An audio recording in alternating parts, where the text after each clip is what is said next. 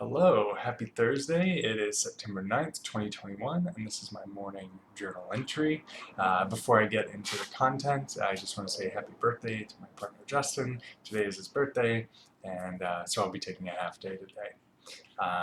Also, before we get in, please don't forget to like and subscribe if you like this content so that you get updates every time I post a new video.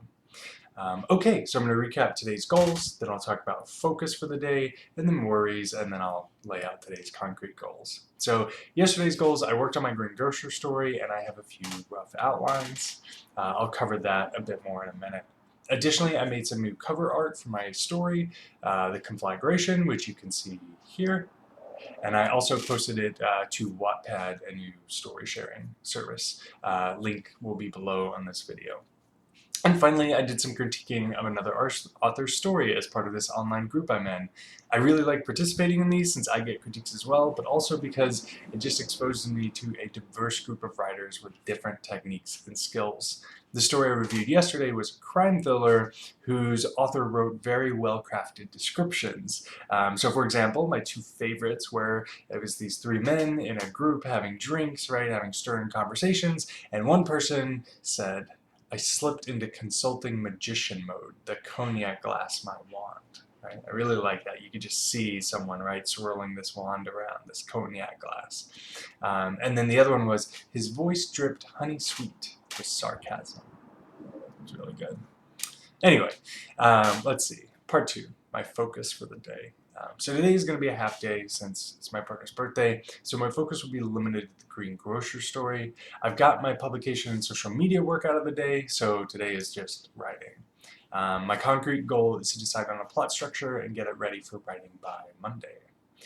So for the Greengrocer story, a little about that, since I've just referred to it a couple times. It's based off of a famous political essay from the 1970s by a guy named Václav Havel, who lived in the Soviet Union, then Czechoslovakia now, which is the Czech Republic. And this essay explored authoritarian power and basically peer pressure. That's what it explores. So in his view, the Soviet Union was not totalitarian in a traditional sense. He called it post-totalitarian. By this he means Gestapo weren't running around disappearing people. People were not shot for speaking against the government, right? There wasn't a super heavy hand in his part of the Soviet Union. Instead, he asks us to imagine a greengrocer that every day puts up a sign supporting the government. Workers of the world unite, he says. Imagine they put this sign up. He doesn't care about the sign. Nobody cares about the sign. That sign is not there to recruit new people. That sign is not there to, like, convince people to be a worker of the world or to unite, right? That is not the point of that sign. Instead, he suggests that sign is there to humiliate and submit all to see it, to remind them to conform, to remind them every day that someone might be watching them.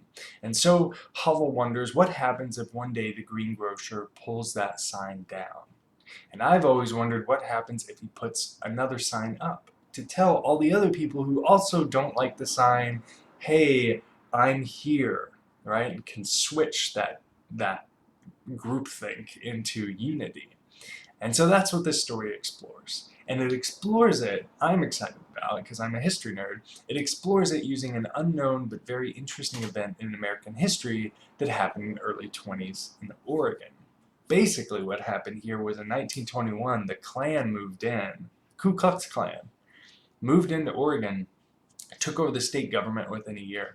The state legislature and the governor were all Klansfolk and all supported by the Klanfolk. And they actually passed some pretty weird bills and bad ones. And so this story explores that. So yeah, with that said, what do you think so far? Is this interesting to you at all? A historical fiction taking place in the 20s, but exploring these concepts. Alright, worries.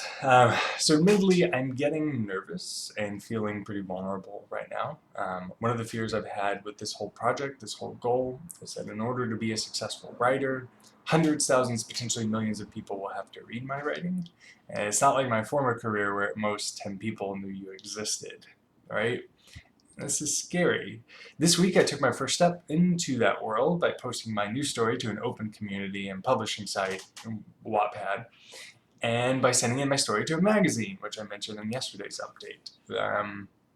But I am certain that my story is not professional level, right? I'm just not there yet. But I'm also hopeful that it's not like the most disorganized, jumbled mess out there.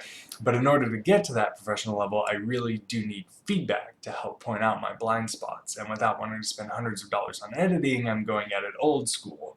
Put it in the market and let the market tell you what it thinks. And it is frightening, and I certainly have recurring thoughts that I am going to fail at this endeavor, that I am just going to, in a couple of months, have nothing to show for all of this investment of time and money, and have to go back to my career. Which was fine, but this is what I want to do. But for now, I'm going to keep writing, keep trying, and keep reminding myself that you're only doing it wrong if the last iteration doesn't work. You know, if I keep working, I keep improving the stories and my craft, then I'm not failing. And I will find somebody somewhere that will want to read my stories. So, concrete goals for today. Decide on a plot structure for the Greengrocer and set it up so that I can start writing on Monday.